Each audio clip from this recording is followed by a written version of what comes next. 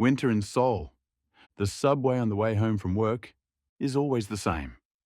People nodding off, resting their foreheads on strangers' shoulders, gasping for air, in a space where you can't even lean your body. I'm just one of them, squeezed between people, hiding in a way. No one can see me. When I get home, the moment I open the door, it's cold. That's always the first thing I say. I throw my coat wherever and turn on the electric blanket. Only then does this space feel like mine. My day finally begins, just as I'm about to heat up a convenience meal. My phone vibrates. A familiar number. It's the landlord. You can stay only until the end of this month. Found the next tenant, one line. Just one. After reading that, I couldn't even take the meal out of the microwave. This place. I've never missed a rent payment, even when dishes piled up. I kept the room fairly clean, never made any noise. But still, that one line ended it all. From that moment on. It wasn't just about losing a room. It felt like I'd lost my place in this entire city. The next morning, I went to work, turned on the computer, but nothing on the screen registered in my eyes. Just numbers, emails, and work files. And in the middle of all that, I couldn't tell where I was anymore. My manager walked by and said, "Doyeon, send that email a bit faster today. Everyone leaves early on Fridays." I forced a smile and nodded. "Sure, I'll send it soon." Acting like nothing's wrong. As if I feel nothing at all. That's become more natural now. Lunch break. At the cafeteria, co-workers next to me were chatting. Hey, the rent these days is insane. Anything near a station is just a total dream. I'm thinking about just moving into an office tel. Just gotta watch the management fees. Everyone was talking about their space, but I said nothing. For some, a home is part of preparing for marriage. For others, it's an investment. But for me, it's just where I sleep. That's all it ever was. And that's why, now that even that place to sleep is gone, I don't know where I'm supposed to go. Evening, back in the room after work, I drop my bag and fall straight onto the blanket. The room was quiet. Even the microwave's hum, the boiler's bubbling sound, felt like they'd all stopped. I opened my phone and scrolled past the family chat. Unread messages. A short check-in from Mom. Dad's usual blunt message. "You're coming home after the holidays, right?" I didn't reply and told myself that was fine. I wasn't okay, but pretending to be was the only way. I wouldn't fall apart. That night, I opened my notes app and listed what I had to do. Find a new place. Look into deposit loans. Don't tell work. Hang in there, quietly, without anyone noticing. Just like that. I made it through. Another day. People say, even without a house, life goes on. But you know what? That single room was the last space. That proved I existed. And now, even that is disappearing. Moving day was already set. February 28th. By midnight, I had to be out of this room. But the real problem was, after that day, I had nowhere to go. I visited a few real estate offices. Before work, I'd go right at 9 a.m. as they opened. After work, I'd drop by just before they closed at 8 p.m., peeking in, hoping. So you're looking at 10 million one deposit, monthly rent around 700,000? That sound okay? The boiler here's a bit old, but the location's good. How about a loft? Young people really like those. A loft. All I could think was, if I drop something climbing those stairs, I'm breaking a bone.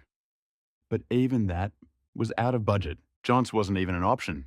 With the cash I had, I could barely cover the brokerage fee, and even monthly rent was rising. By the day. Mapo, Mangwon, even Yungam. The only places left were semi-basements with no soundproofing. Open the window. There's a wall. No sunlight all day long. Those were the kinds of rooms. Walking out of the real estate office, a thought suddenly hit me. Am I really living in this city? Someone said they were paying $2 million a month. Someone else was hunting for a newlywed Johns. And someone was remodeling the apartment their parents bought them. Among them, there was no room for me. One day, during lunch break, I was on my phone, and a headline caught my eye. Johnson scam victim in Silumdong, found on rooftop, lost $120 million in deposit, never recovered it. That article didn't feel like someone else's story. Not to me. In the end, I decided to pack up. All my stuff in the studio fit into 5 boxes. 3 of them I stacked in the hallway for temporary storage. The rest I crammed into 1 suitcase. My laptop, 2 washed shirts, underwear, a towel, and my Bluetooth earphones to get me through the night. 11:40 p.m. I took one last look around the room. Post-it notes on the wall, receipts lying on the calculator, that old blanket. I always kicked off in my sleep.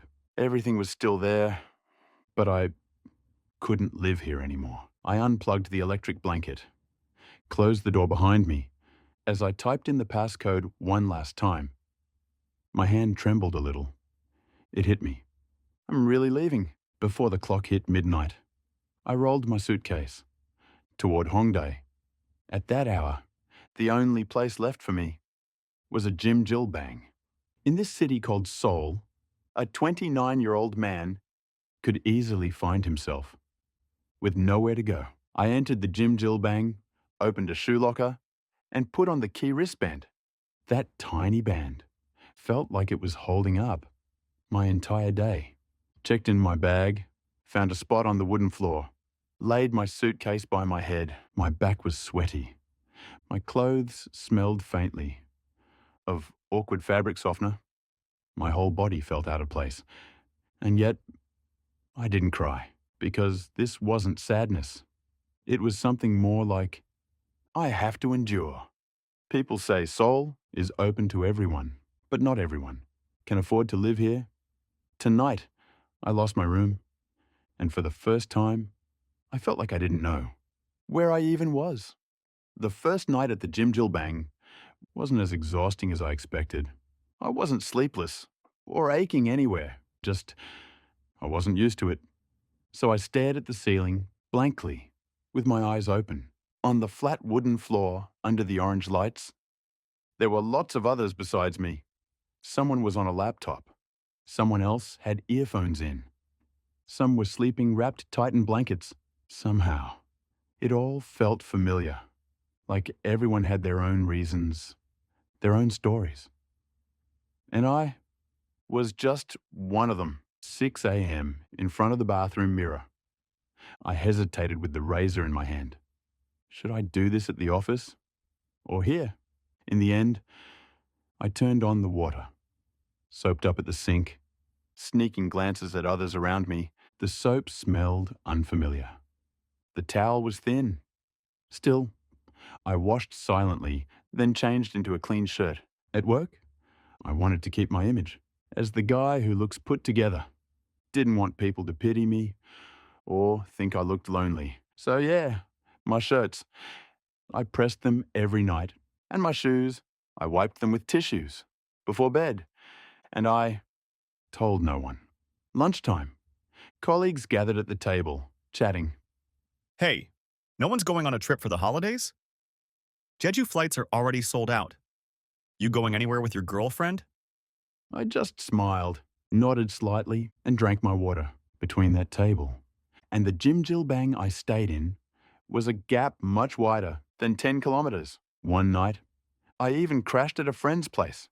Hey, you worked late again that day, right? Just stay over.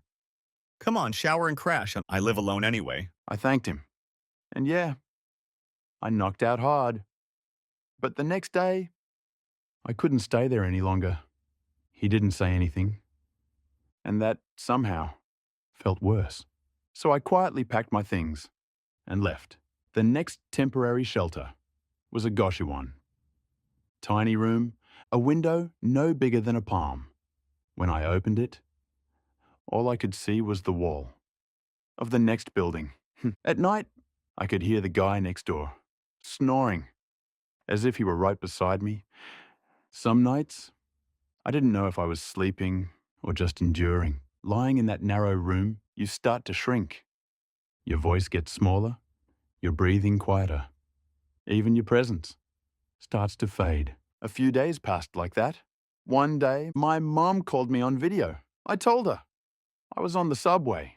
I couldn't turn the camera on because the Goshiwon wall behind me felt too shameful. You doing okay? How's work? Are you eating well? I answered dash. Yeah, I'm fine. Just been a bit busy. Busy was like a shield that could hide every truth. Someone asked me once, "Why don't you go back home?" They must have thought I just didn't want to.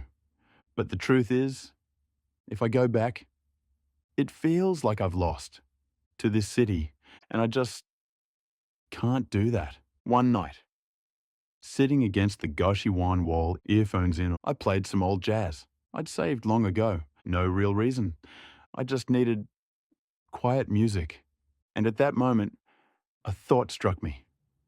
Right now, I have no home. I'm distant from family, and I can't talk to anyone about what I'm going through. Even so, I'm still here, still making it through each day, and that somehow surprised me. The city of Seoul breaks people very slowly, without anyone noticing, bit by bit. And the hardest part was, I had no one to show my broken pieces to. The Goshiwon hallway was always lit by a single, dim, fluorescent light. Strangely enough, that gloomy light felt warm that day, a feeling that didn't ask questions, that didn't judge. For the first time in Seoul, I felt a sense of peace. The first to say hello was a middle-aged man next door. Said his name was Yang Mansik, and he was just staying here for a bit. Living in Seoul. Not easy, huh? I used to run a restaurant. Back in my hometown. Lost it all. Now, just trying to start over. In his voice, there was no bravado, no pride, no need to save face. Just someone speaking as they were. I nodded. Yeah, it's not easy. After that day, whenever we crossed paths at night, in the hallway, we'd greet each other with a glance. Our eyes said more than words ever could. A few days later, on the rooftop of the Goshiwon, I met a young guy, resting with a delivery helmet in his hand. Kim Woo-hyun, 23 years old, working 2 part-time jobs, doing night deliveries too. Hyung, if you want a shower in the morning, 5 a.m. is best. Water's hot then. I smiled and nodded. He was just living his life in this small space like it was the most natural thing. Watching them, I felt a strange sense of relief. No one here hid who they were. Even when people showed they were struggling, no one laughed at them. Outside of Seoul, I didn't think this kind of conversation still existed. That night, I went up to the rooftop just to feel the breeze, and for the first time, I said out loud to no one, "I'm really tired right now." There was no one there, but the words just slipped out. I'm tired. Really? So much. The next morning, Mansik Hyung handed me a can of coffee. Didn't sleep well, huh? Heard you. Talking to yourself. On the rooftop last night. I was caught off guard and couldn't say a word. It's okay. This place is full of people. Just like that. I've been there too. That one sentence hit me deeper than any kind of comfort I'd known. A Goshiwon might be the smallest room in the world, but inside it were the most honest people I'd ever met. Being with them, for the first time, I started to wonder, why had I been hiding everything for so long? Everyone here ended up in this place because they had nowhere else. But still, inside these walls, they stood tall. That confidence didn't come from success or status. It came from not hiding yourself. And now, I was starting to feel ready to speak too. Ready to say how far I'd fallen from the lowest place. For the first time, I found people I could share my truth with.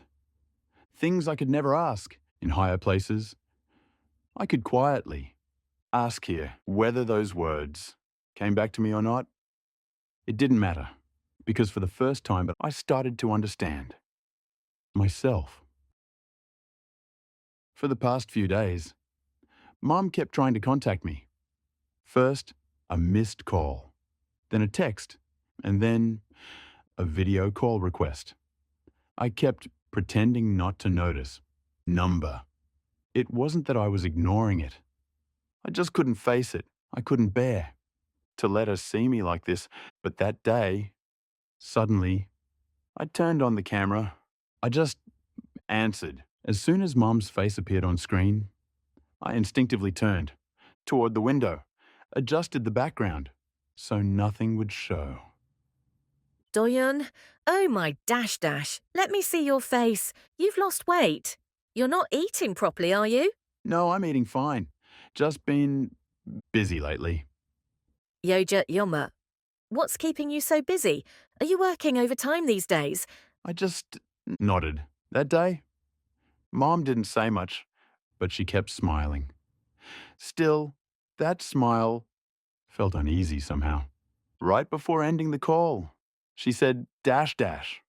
You're okay, right? If you're not, just come home. I won't ask anything. That night, for the first time, her words made me cry. I won't ask anything. I don't know why. But those words pierced my heart. The next day, I packed my bag. Didn't even have much to take.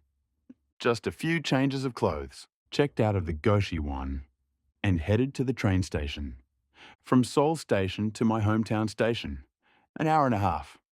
During that time, I closed my eyes and thought of nothing. When I arrived, Dad was waiting in the car. In front of the station, inside the car, we barely spoke. Dad just gripped the steering wheel with both hands, eyes fixed on the road. Right before we got home, he said, almost offhandedly, Why don't you take a break while you're here? Stop working so much. I nodded, but inside, something in me just loosened completely. When we got home, Mom was cooking seaweed soup. You're hungry, right?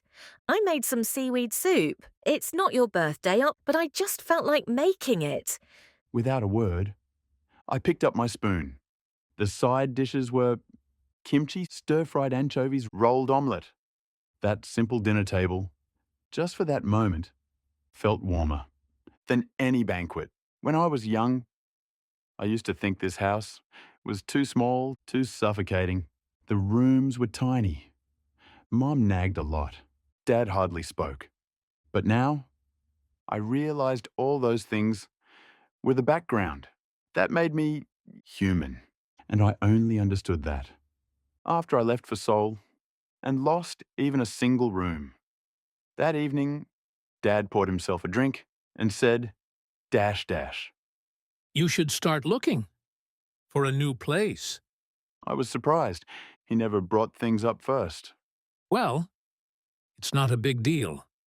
Things like this, they happen to everyone.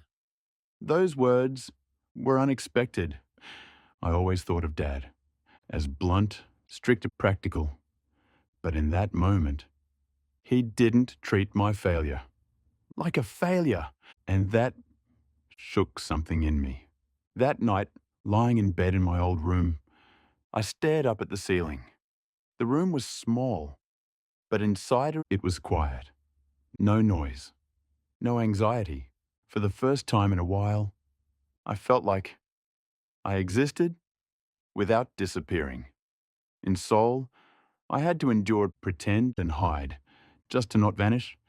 But here, even just being myself felt okay. After losing that room, I finally realized my real home was my family. A month later, I came back to Seoul. This time, I moved a bit further out. Had to transfer buses twice from the station, walk through narrow alleys in a residential neighborhood, and climb 3 flights of stairs to get there. A rooftop room. The room was small. As soon as you opened the door, there was a sink. Next to it, a sliding bathroom door. Only one window. But through it, I could see a sliver of the Seoul sky. The wallpaper was yellowed. The floor creaked. But strangely, I felt like maybe I could live here again. I bought a small desk through secondhand trading. On the desk, a laptop, and a budget notebook.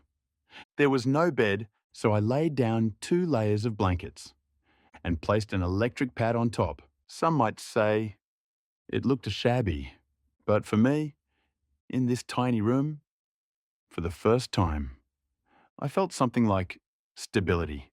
A room no one could kick me out of. A room I could leave, only if I chose to. That was everything. On the way home from work, I stopped by the market, bought a tray of eggs and a pack of ramen. The lady at the shop next door gave me a bunch of green onions as a bonus. You look like you live alone. Here, throw this in too. I thanked her and walked home. And somehow, my shoulders felt a little lighter. That night, I opened the rooftop window and cooked ramen by myself. The wind came and a dog barked outside. But I was okay. By now, even those sounds felt like part of my daily life. Seoul is still expensive, fast, and never stops. But still, this city isn't all that scary. Even without meeting anyone's eyes, I was starting to find my own pace again. In this room, even just one meal a day, made with my own hands. Counting my money, trying to take care of myself. Those small acts were how I began to rebuild myself. One day I got a cacao message from Woo Hyun the guy I met at the Goshi one. Hyung, how have you been? I quit delivery work. Changed jobs. Now I work part-time at a PC cafe, LOL. I smiled and replied, "That's awesome. I found a rooftop room, finally settling in." It was a short conversation, but it felt really warm. I had a room again, a desk, some blankets. Not everything's in place yet, but inside it was a me who felt a little less anxious, a place that belongs to no one else. My space. Right now, I'm starting over, and that beginning starts with this little room.